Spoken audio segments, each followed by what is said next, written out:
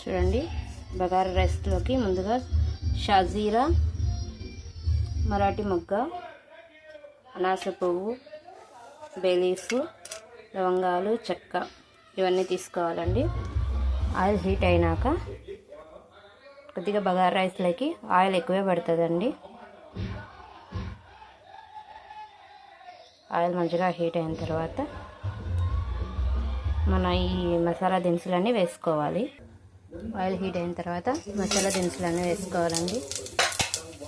చిటపట అనేటప్పుడు ఆనియన్, పచ్చిమిర్చి వేసుకొని మంచిగా ఫ్రై చేసుకోవాలి. బాగా గోల్డెన్ రెడ్ కలర్ రావాలండి. ఆనియన్ ఎంత ఫ్రై అయితే బగారా రైస్ అంత టేస్ట్ వస్తుంది, కలర్ వస్తుంది.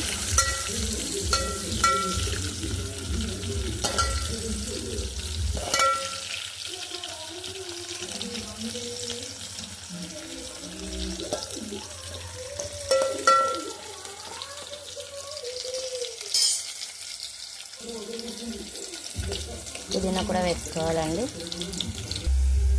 చూడండి ఆనియన్ మంచి గోల్డెన్ బ్రౌన్ వచ్చిన తర్వాత ఇందులో 1.5 స్పూన్ జింజర్ గార్లిక్ పేస్ట్ వేసుకోవాలి.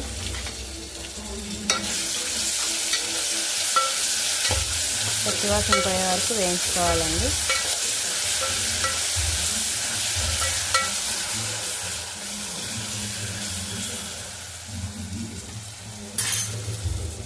గింజగా వేగుతుందంటగానే టమోటా వేసుకోవాలి.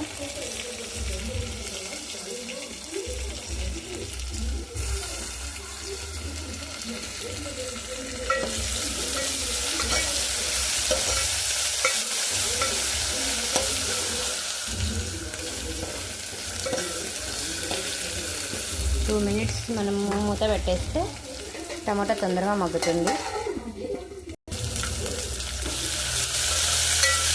చూడండి టమాటా, అల్లం వెల్లుల్లి పేస్ట్ బాగా మగ్గిపోయి మంచి కలర్ వచ్చేసింది.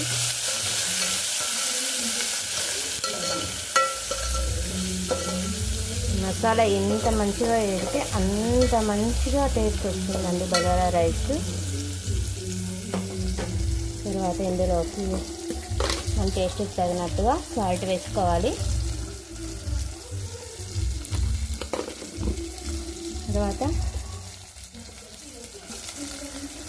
తర్వాత ఇందులో మన కొలతకు తగినట్టు ఒక 1 గ్లాస్కి 2 గ్లాసెస్ ఆఫ్ వాటర్ వేసుకోవాలండి.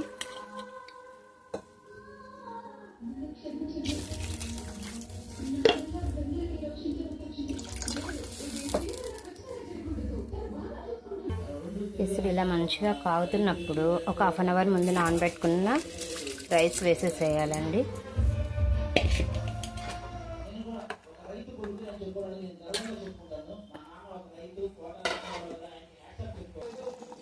మంచిగా ఉడుకుతుంది చూడండి బగారా రైస్.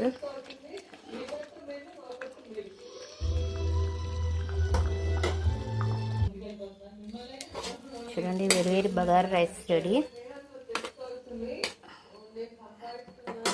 ఇట్లాంటి మంచి ఒక పాత ప్యాన్ పెట్టుకుంటే మంచిగా దమ్ అవుతుందండి. అడుగంటదు, మాడదు. ఇవాళ బగారా రైస్కి కాంబినేషన్ మా ఇంట్లో మటన్ కర్రీ చేశానండి. Mutton curry, bagara rice super combination అండి. Thank you for watching my videos. Please like, share and subscribe.